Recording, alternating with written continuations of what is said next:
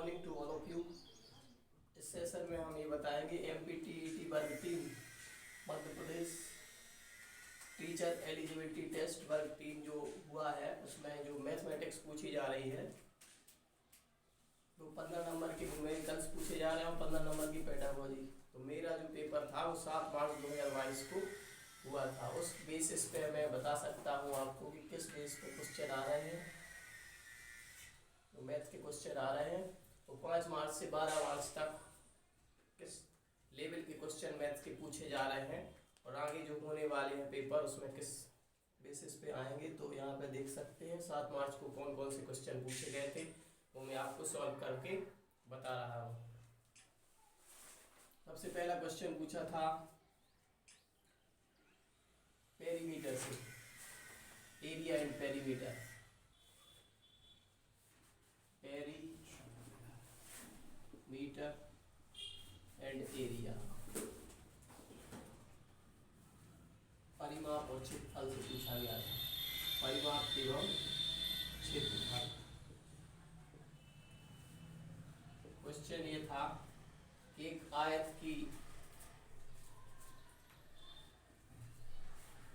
आयत की लंबाई और चौड़ाई दी थी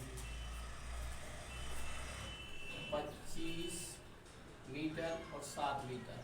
आयत की लंबाई और चौड़ाई दी थी और उसका जो एरिया था वो सर्कल के एरिया के बराबर था। इसकी रेडियस फाइंड करनी थी। ये था कि जो आयत की लंबाई और चौड़ाई 25 मीटर और 7 मीटर है उसका क्षेत्रफल एक वृत्त के क्षेत्रफल के बराबर दिया था और इस वृत्त की त्रिज्या ज्ञात करनी थी। तो कैसे करेंगे इस क्वेश्चन को। इसमें लिखेंगे वृत्त का क्षेत्रफल बराबर हो जाएगा आयत के क्षेत्रफल के। आयत का क्षेत्रफल, वृत्त का क्षेत्रफल क्या होता है पाई आर स्क्वायर। आयत का क्षेत्रफल क्या होता है लंबाई गुणित चौड़ाई। लंबाई है 25, चौड़ाई है 7, पाई आर स्क्वायर। पाई की वैल्यू 22/7 आर स्क्वायर। तो आर स्क्वायर कितना आ जाएगा 25 × 7, जहाँ 7 डिवाइड में है तो 7 इस तरफ मल्टीप्लाई में पहुंचेगा, 22 नीचे आ जाएगा डिवाइड में। ऐसा एक क्वेश्चन आया था जी। तो आर निकालने के लिए अपन ने इस पे अंडर रूट चढ़ा दिया था। ऐसा 25 × 7 × 7/22। अब 25 का स्क्वायर रूट कितना होता है 5। 7 का स्क्वायर रूट 2 बार 7 है तो एक बार 7 बाहर आएगा। अब यहाँ दिक्कत ये थी कि 22 था तो 22 को अपन को अप्रोक्सीमेट लेना था। 25 के आसपास लेना पड़ेगा इसको। 25 का कितना हो जाता है 25 का 5 हो जाता है तो ये बाहर निकल के ये कट जाएगा, आंसर हो जाता 7। इसको लगभग लेना पड़ेगा, 22 को 25 मानना पड़ेगा और 25 के आसपास का वर्गमूल कितना होता है 5। तो यहाँ पे 7 आंसर था आर। तो इस वृत्त की त्रिज्या 7 सेंटीमीटर होगी। ऐसा एक क्वेश्चन आया था। तो इसी के आधार पर और भी क्वेश्चन परिमाप और क्षेत्रफल से आप पूछे जा सकते हैं, इसलिए आपको इसी के आधार पर तैयारी करनी है। और मैं इसके फॉर्मूले वगैरह लिख दे रहा हूँ। तो ये जैसे कि इसमें उपयोग होगा ज़्यादातर वृत्त का क्षेत्रफल। वृत्त का क्षेत्रफल क्या होता है पाई आर स्क्वायर। सर्कल की जो रेडियस है ये रेडियस होती है और ये क्या इसका डायमीटर क्या होता है व्यास। वृत्त का जो व्यास होता है, जो डायमीटर होता है वो होता है 2 × रेडियस। 2 × रेडियस ये। और इसका परिमाप पूछा जाएगा। वृत्त का परिमाप के कितने नाम हैं। वृत्त का परिमाप इंग्लिश में पेरीमीटर और एक और नाम है हिंदी में परिधि। इंग्लिश में पेरीमीटर या सरकमफेरेंस ऑफ सर्कल कितना होता है 2 पाई आर। इससे भी क्वेश्चन पूछा जा सकता है 2 पाई आर। वृत्त का हो गया। अब इसके बाद आयत से पूछा गया था। तो आयत से क्वेश्चन, आयत का क्षेत्रफल सबको आता है, आयत का क्षेत्रफल लंबाई गुणित चौड़ाई। चलो आयत का एक और क्वेश्चन आया था, आयत का क्वेश्चन आया था कि निम्न में से किस आकृति में विकर्ण बराबर होते हैं। चार ऑप्शन दिए थे, निम्नलिखित में से किस आकृति में विकर्ण बराबर होते हैं। आयत दिया था, आयत के बाद दिया था समांतर चतुर्भुज, समांतर चतुर्भुज दिया था, समांतर चतुर्भुज के बाद चतुर्भुज दिया था, और भी कुछ दिया था, समलंब चतुर्भुज दिया था, समलंब चतुर्भुज, समलंब चतुर्भुज। और पूछा गया था कि किस आकृति में, चार में से किस आकृति में विकर्ण बराबर होते हैं। तो विकर्ण बराबर होते हैं आयत में, आयत के विकर्ण, ये वाला विकर्ण और ये वाला विकर्ण आपस में कैसे होते हैं, बराबर होते हैं आयत में। प्रत्येक कोण कितने डिग्री का होता है, 90 डिग्री का। आयत के आमने सामने की भुजाएं भी, opposite sides of rectangle are equal, English में इसे रेक्टेंगल बोलते हैं। इससे क्वेश्चन आ सकता है कि आयत के विकर्ण, किस आकृति के विकर्ण बराबर विकर्ण से क्वेश्चन आएगा। उसके क्षेत्रफल से भी आ सकता है, इसके परिमाप से भी आ सकता है। तो परिमाप, आयत का परिमाप, perimeter of rectangle 2 length plus width, ये हो जाएगा। आयत में एक और क्वेश्चन विकर्ण का आ सकता है कि length of the diagonal of rectangle कितनी होगी। इसकी जो डायगोनल की लेंथ निकालने को भी पूछ सकते हैं। जैसे यहाँ पे दे दिया हमने 3, यहाँ पे दे दिया 4 मीटर, यहाँ पे दे दिया 3 मीटर। तो what is the length of its diagonal of rectangle, इसकी डायगोनल विकर्ण की लंबाई, आयत के विकर्ण की लंबाई निकालने का क्वेश्चन भी आ सकता है, और निश्चित आएगा ये। आयत के विकर्ण की लंबाई, विकर्ण की लंबाई, length of the diagonal of rectangle, ये है, इसकी लेंथ निकालनी है। तो ये ऐसा बना लेंगे, ये कितना है 4 मीटर, और ये कितना है 3 मीटर, और ये कितना बन रहा है 90 डिग्री। तो पाइथागोरस समकोण त्रिभुज बन गया। समकोण त्रिभुज में पाइथागोरस थ्योरम लगा देंगे तो क्या आ जाएगी, length of diagonal is equal to under root, ये लेंथ मानी थी तो लेंथ का स्क्वायर प्लस ब्रीड्थ का स्क्वायर, लंबाई का स्क्वायर प्लस चौड़ाई का स्क्वायर। तो लंबाई कितनी है 4 का स्क्वायर प्लस चौड़ाई कितनी है 3 का स्क्वायर, कितना आ जाएगा 16 प्लस 9, तो कितना होगा 16 और 9 25, 25 का वर्गमूल कितना आएगा 5। तो ये हो जाएगी 5 मीटर। तो ये भी क्वेश्चन आएगा निश्चित, ऐसा क्वेश्चन परीक्षा में आ सकता है।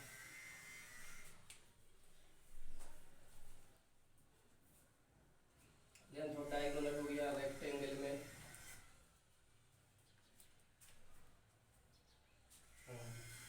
ठीक है।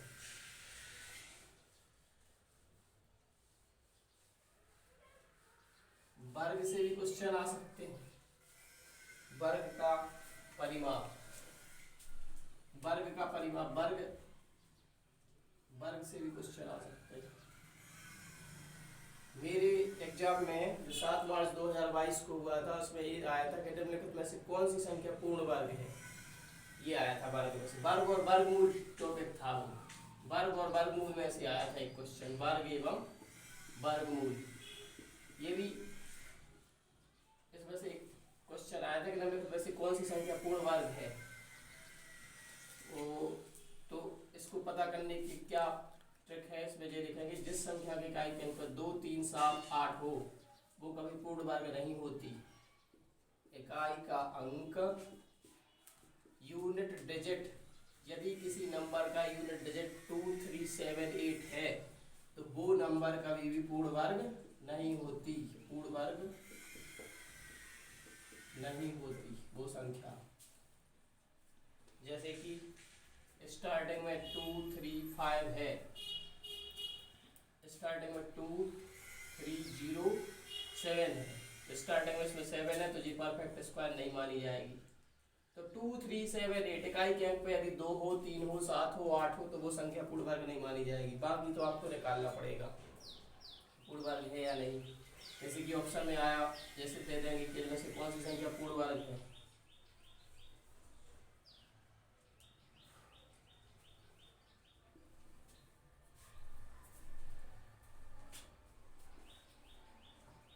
चार ऑप्शन है, इनमें से कौन सी संख्या पूर्ण वर्ग है, ये पता करना है। तो ये तो वैसे ही रिजेक्ट हो जाएगी, इकाई के अंक पे 2 है तो ये पूर्ण वर्ग नहीं हो सकती।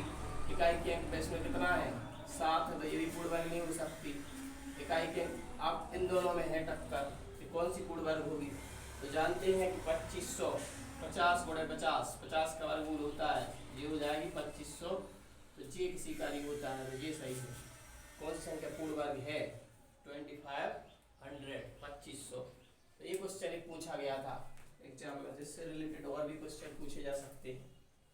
तो एक तरीका याद रखें, जिस संख्या के इकाई यदि किसी संख्या का इकाई का अंक 2 3 7 8 है तो वो संख्या पूर्ण वर्ग नहीं होती। और जीरो का भी रोल है,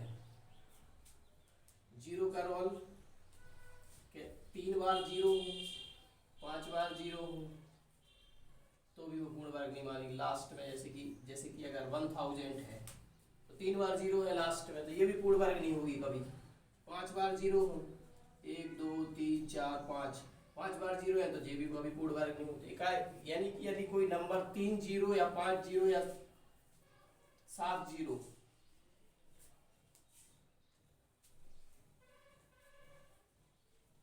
यदि 3 जीरो या 5 जीरो या 7 जीरो या 9 जीरो या 11 जीरो से एंड हो रही है कोई नंबर कोई संख्या, यदि इससे एंड हो रही है तो वो संख्या भी पूर्ण वर्ग नहीं होगी। ये भी आपको याद रखना है। जैसे कि कुछ भी हो यहाँ पे 2000 पूछ लें कि 2000 पूर्ण वर्ग है क्या, तो सीधा कह सकते हैं कि नहीं है। तो जो संख्या जिस संख्या का इकाई का अंक 2 हो 3 हो 7 हो 8 हो, या फिर वो संख्या 3 जीरो से या 5 बार जीरो से या फिर 7 बार जीरो से या 9 बार जीरो से विषम संख्या बार जीरो से यदि एंड हो रही है तो उस नंबर को अपन कहेंगे नॉट अ परफेक्ट स्क्वायर, पूर्ण वर्ग नहीं होगी। ये क्वेश्चन आया था, एक बता दिया। अब है परिमाप और क्षेत्रफल के अंदर ही चल रहे थे तो वर्ग की बात करते हैं। वर्ग से क्वेश्चन आ सकता है इसका परिमाप निकालने के लिए। वर्ग के चारों कोण 90 डिग्री होते हैं, वर्ग की प्रत्येक भुजा बराबर होती है, चारों साइड इक्वल रहेंगी इसकी। वर्ग का क्वेश्चन अब डायगोनल से ही बनेगा। वर्ग के विकर्ण की लंबाई निकालने का क्वेश्चन आएगा। वर्ग के विकर्ण की लंबाई निकालने का क्वेश्चन आएगा, तो सीधा सीधा याद कर लो। वर्ग का परिमाप सबको आता है, ये फिर भी लिख दे रहे हैं। वर्ग का परिमाप is equal to perimeter of square. Perimeter कितना होगा, परिमाप को परिमिति भी बोलते हैं, दूसरा वर्ड है परिमिति। परिमिति के नाम से भी पूछा गया है पेपर में। परिमिति क्या होगी इस वर्ग की, परिमिति मतलब इन सबका एडिशन, 4 इंटू साइड 4 इंटू ए जोड़ सकते हैं। जैसे कि अगर एक साइड यदि वर्ग की एक भुजा की लंबाई 2 मीटर है, इसका परिमाप पूछा तो चारों साइड 2 होंगी, 2 मीटर 2 मीटर 2 मीटर, कितना आ जाएगा 2 + 2 + 2 + 2 तो 8, 2 2 4 2 6 और 2 8, ये परिमाप होता है। परिमाप मतलब बाहर की माप, सम ऑफ ऑल द साइड्स, सभी भुजाओं का योग। परिमाप हो जाएगा। इसके बाद क्षेत्रफल है, एरिया ऑफ स्क्वायर। वर्ग का क्षेत्रफल एरिया ऑफ स्क्वायर कितना होता है, साइड इंटू साइड या फिर साइड का स्क्वायर, भुजा गुणे भुजा। वर्ग की विकर्ण की लंबाई, वर्ग के विकर्ण की लंबाई का फॉर्मूला क्या है, ये हो जाएगा भुजा गुणे √2 यानी साइड इंटू √2। ये याद रखें, इससे क्वेश्चन जरूर आएगा। एक इससे जो क्वेश्चन आएगा तो ये होगा कि भुजा की लंबाई 10 मीटर है, किसी वर्ग की भुजा की लंबाई 10 मीटर है, तो उसके विकर्ण की लंबाई क्या होगी, इसके विकर्ण की लंबाई क्या होगी, इसके विकर्ण की लंबाई।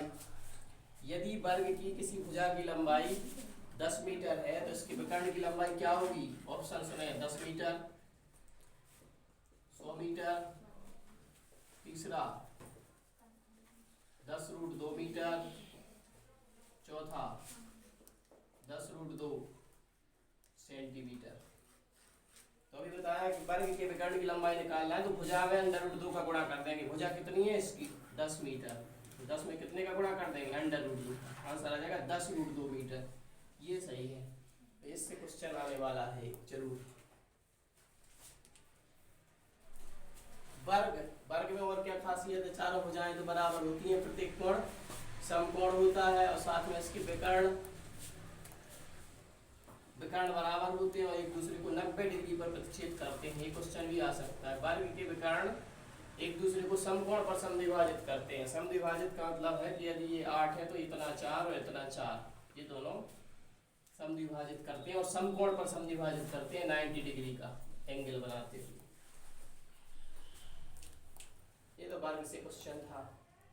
वर्ग के आयत हो गया, वर्ग हो गया। इसके बाद अब क्वेश्चन आएगा समचतुर्भुज से। समचतुर्भुज, समचतुर्भुज,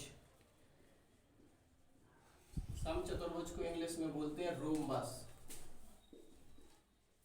रोम्बस, रोम्बस से भी क्वेश्चन बनने वाला है। रोम्बस और समचतुर्भुज मतलब एक प्रकार से जे समचतुर्भुज मतलब जिसमें चारों भुजाएं बराबर होती हैं वो समचतुर्भुज है। इसके अंतर इतना है कि इसके विकर्ण 90 डिग्री पर समद्विभाजित करते हैं।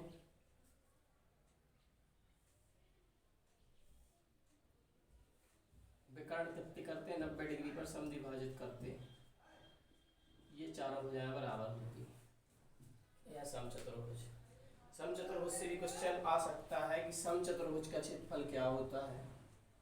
तो समचतुर्भुज का क्षेत्रफल जो होता है वो होता है 1/2 इंटू पहला विकर्ण गुणे दूसरा विकर्ण। यदि इनके विकर्ण दे दिए जाए तो पहला विकर्ण दे दिया जाए, मान लो 8 मीटर और दूसरा विकर्ण दे दिया जाए मान लो 3 मीटर या 5 मीटर, तो इसका एरिया कैसे निकालेंगे? 1/2 पहला विकर्ण 8 और दूसरा विकर्ण 5, 2 से काट दो, 2 चौको 8, 4 पंचे 20 मीटर, 20 मीटर स्क्वायर। वर्ग क्षेत्रफल निकालेंगे तो स्क्वायर जरूर लगाएंगे। तो ये फॉर्मूला याद कर लें। समचतुर्भुज का क्षेत्रफल, समचतुर्भुज का क्षेत्रफल, समचतुर्भुज, समचतुर्भुज का परिमाप और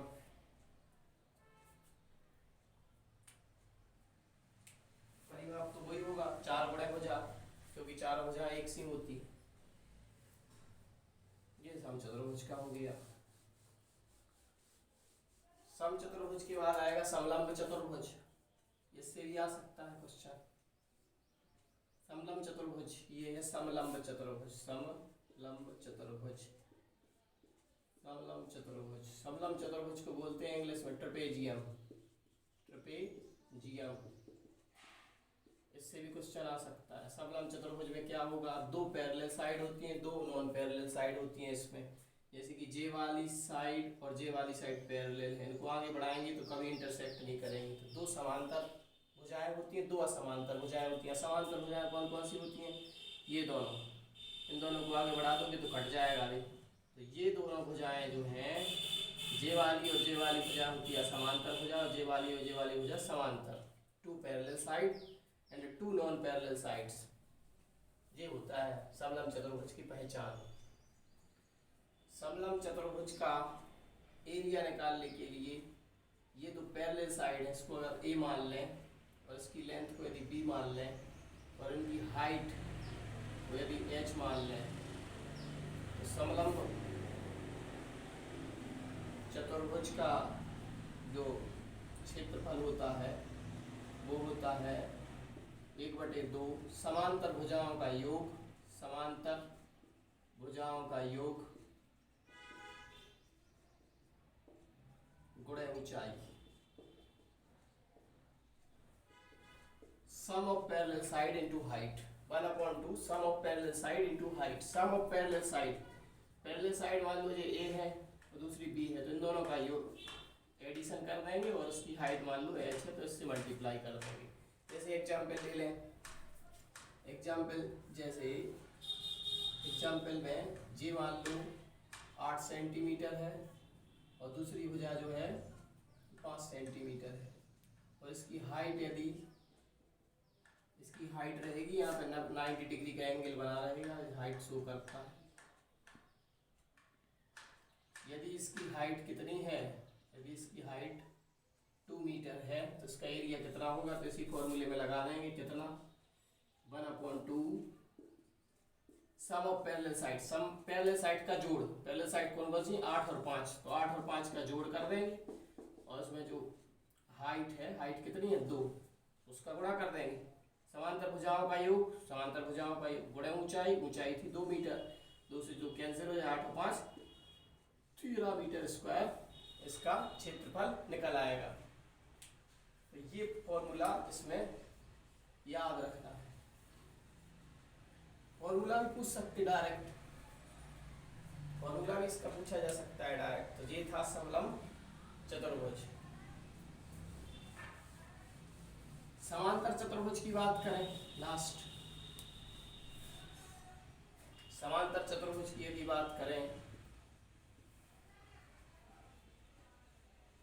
समांतर चतुर्भुज इसको बोलते हैं पैरेललोग्राम, पैरेललोग्राम। समांतर चतुर्भुज, समांतर चतुर्भुज एक प्रकार से इसमें opposite sides are equal and parallel, इसकी जो सम्मुख भुजाएं होती हैं वो बराबर होती हैं और समांतर होती हैं। Opposite sides are equal and parallel, ये दोनों इक्वल भी होंगी और पैरेलल भी होंगी, ये दोनों इक्वल भी होंगी पैरेलल भी होंगी। ये है समांतर चतुर्भुज। समांतर चतुर्भुज में अपोजिट एंगल इक्वल होते हैं, अगर ये वाला एंगल दिया है तो ये भी उतना ही होगा, ये एंगल दिया है ये एंगल भी उतना ही होगा, अपोजिट एंगल इक्वल होते हैं। जो डायगोनल की कहानी है, वो डायगोनल की ऐसी कहानी है कि इन दोनों के जो डायगोनल होते हैं वो एक दूसरे को बाइसेक्ट करते हैं, ये इसके बराबर हो जाता है, इसके बराबर हो जाता है, ये इसमें नहीं है। इसके क्वेश्चन, बहुत सारे क्वेश्चन इसके आ सकते हैं, पैरेललोग्राम से रिलेटेड कई क्वेश्चन आ सकते हैं। तो पैरेललोग्राम का यानी कि जो समांतर चतुर्भुज है, समांतर चतुर्भुज का क्षेत्रफल जो होता है वो क्या होता है, आधार गुणे ऊंचाई, आधार गुणे ऊंचाई। याद रखें, बेस इंटू हाइट, बेस दिया जाए और हाइट दिया जाए तो सीधा मल्टीप्लाई कर सकते हैं। जैसे कि एक पैरेललोग्राम एग्जाम में अभी दे दिया जाए और इसकी हाइट दे दी जाए, हाइट मान लो 5 मीटर और उसका बेस दे दिया जाए 5 मीटर, ऐसा क्वेश्चन पूछा जाए कि इसका एरिया कितना होगा, तो कितना हो जाएगा आधार गुणे ऊंचाई। आधार कितना है 5, ऊंचाई कितनी है 5 तो 25, 5 5 25 मीटर स्क्वायर। मीटर स्क्वायर जरूर लगाएंगे, एरिया मीटर स्क्वायर में लिखा जाता है। तो इसका समांतर चतुर्भुज का जो क्षेत्रफल होगा वो हो जाएगा 5 5 25 metre square. Base into height होता है, आधार है 5, ऊंचाई भी 5 तो आधार भी 5, ऊंचाई भी 5, 5 गुणे 5 और 25 मीटर स्क्वायर। समांतर चतुर्भुज का क्षेत्रफल तो डायरेक्ट है, याद कर सकते हैं। Area of parallelogram is equal to base into height.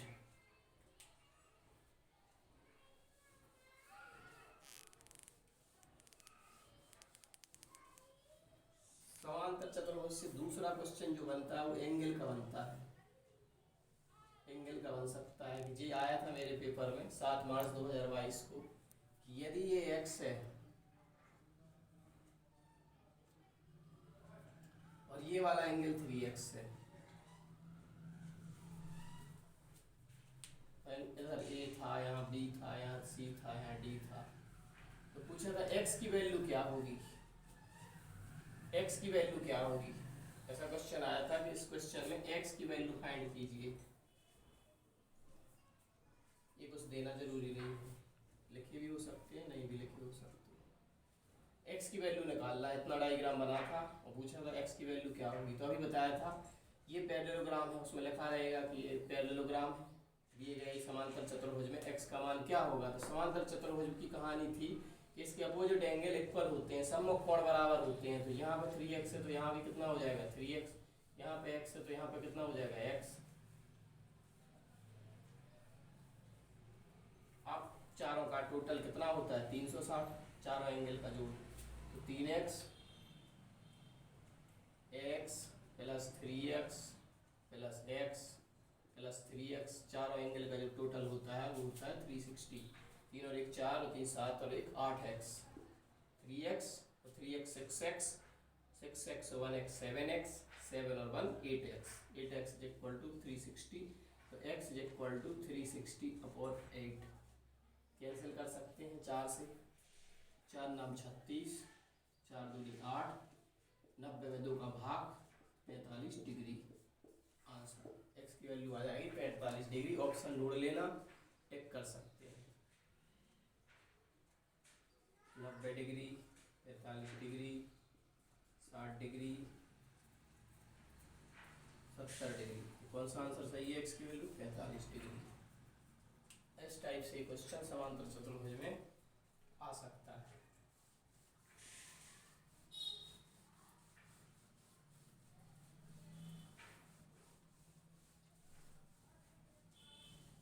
समांतर चतुर्भुज के बाद एक जो छोड़ दिया है वो है त्रिभुज। त्रिभुज का क्वेश्चन आ चुका है कई बार, ट्रायंगल का।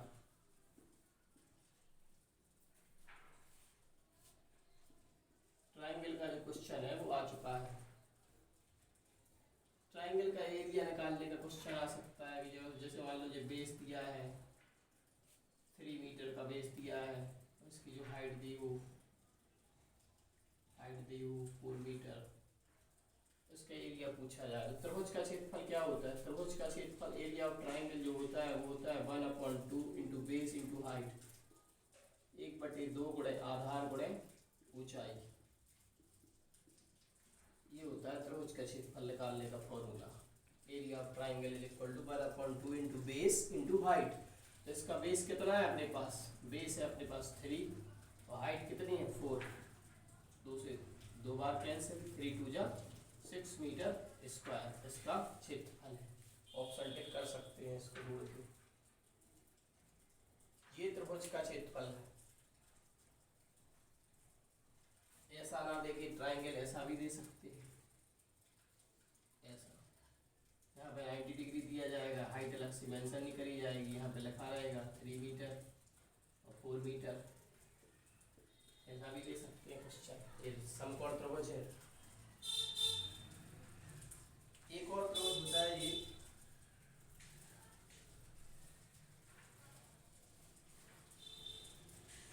समबाहु त्रिभुज। कौन सा त्रिभुज? समबाहु त्रिभुज। समबाहु त्रिभुज बहुत इंपॉर्टेंट है। इक्विलेटरल ट्रायंगल बोलते हैं इंग्लिश में, इक्विलेटरल ट्रायंगल। इक्विलेटरल ट्रायंगल वो ट्रायंगल होता है जिसमें तीनों साइड इक्वल होती हैं, ये वाली और ये वाली, तीनों साइड बराबर बराबर बराबर रहती हैं। इसका एरिया क्या होता है? इक्विलेटरल ट्रायंगल का एरिया याद कर लें, √3/4 इंटू साइड का स्क्वायर, भुजा का स्क्वायर। ये क्वेश्चन भी पूछ सकते हैं समबाहु त्रिभुज का क्षेत्रफल से। समबाहु त्रिभुज का क्षेत्रफल या तो सीधा सीधा पूछ लेंगे या फिर कोई वैल्यू दे देंगे, तो इससे भी क्वेश्चन पूछा जा सकता है। जैसे कि अगर साइड दे दी उसने 4 मीटर, तो तीनों साइड 4 होंगी क्योंकि इक्विलेटरल है। समबाहु त्रिभुज में ये 4 है तो ये भी 4 होगी, ये भी 4 होगी। ठीक है, एक साइड देगी तो तीनों साइड है इक्वल होंगी। तो इसका एरिया क्या आ जाएगा? √3/4 गुणे भुजा, भुजा कितनी है 4, 4 का स्क्वायर मतलब 2 बार लिखेंगे, 4 इंटू 4 कट जाएगा, 4 से 4 से कितना आ जाएगा 4√3, ये 4 ये √3, 4√3 मीटर स्क्वायर। इसका एरिया निकालने का ये फॉर्मूला बहुत ही सिंपल है। पेरीमीटर पूछ ले, परिमाप त्रिभुज का।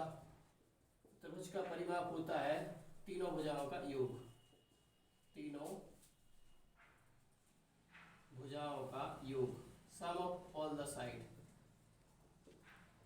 सम ऑफ ऑल द साइड्स। ये त्रिभुज का परिमाप। जैसे इसमें यदि परिमाप पूछा जाए तो कितना आ जाएगा 4 metre plus 4 metre plus 4 metre, कितना आएगा 4 4 8 4 12 मीटर परिमाप। इस प्रकार से हमने अभी आपको परिमाप और क्षेत्रफल के क्वेश्चन बताए हैं, और जो 15 नंबर के न्यूमेरिकल्स आएंगे और 15 नंबर की पेडागोजी आएगी।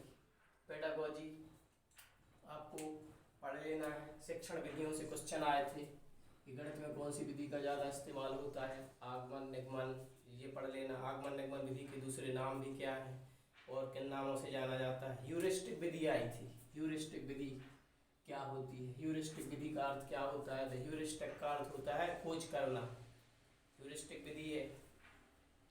और भी क्वेश्चन गणित की TLM से आए थे, टीचिंग लर्निंग मटेरियल, शिक्षण विधियाँ, शिक्षण सामग्री, शिक्षण सामग्री, गणित की सहायक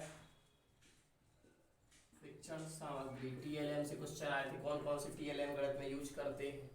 TLM जैसे कि चार्ट हो गया, ग्राफ हो गया, मॉडल हो गया, वगैरह वगैरह। थियोडोलाइट, थियोडोलाइट क्या होता है, थियोडोलाइट ये पढ़ सकते हैं। थियोडोलाइट कौन सा यंत्र है, इसके माध्यम से क्या मापा जाता है। थियोडोलाइट से क्वेश्चन आया था। जैसे कई उपकरण हैं, थियोडोलाइट हो गया, फ्लेनल बोर्ड हो गया, फ्लेनल बोर्ड, एपिडायोस्कोप, ये एनवायरनमेंट में एपिडायोस्कोप से भी क्वेश्चन आया था। ऐसे कुछ 15 नंबर में शिक्षण सामग्री से भी क्वेश्चन आता है। और कुछ भी आपसे इसमें पूरी पेडागोजी तैयार करके जाए। कभी कभी पेडागोजी ज़्यादा आती है, कभी कभी न्यूमेरिकल ज़्यादा आते हैं। 15 से 20 नंबर के न्यूमेरिकल लेकिन आते हैं।